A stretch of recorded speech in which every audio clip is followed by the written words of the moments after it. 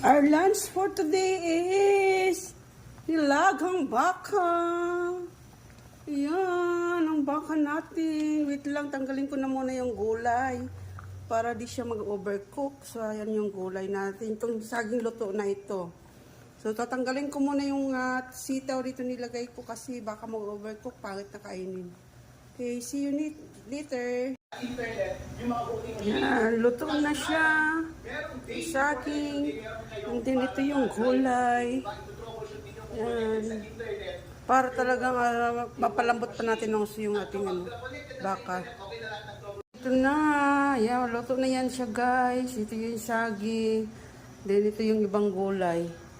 Yan, pag kunin natin ulit yan para mapalambot pa natin ng gusto yung beef natin, yung ating baka. So, yan, luto na yan siya guys.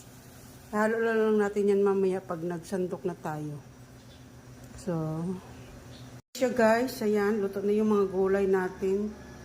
So, ito yung baka. Medyo kulang pa sa lambot. Palambutin muna natin para kasi hirap nang magreklamo yung ating amo na matigas pa. So, dinagdagan ko lang siya ng tubig kasi parang kumunti yung sabaw niya, guys.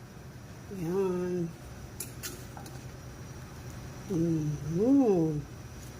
So, kunti na lang, malalambot din yan.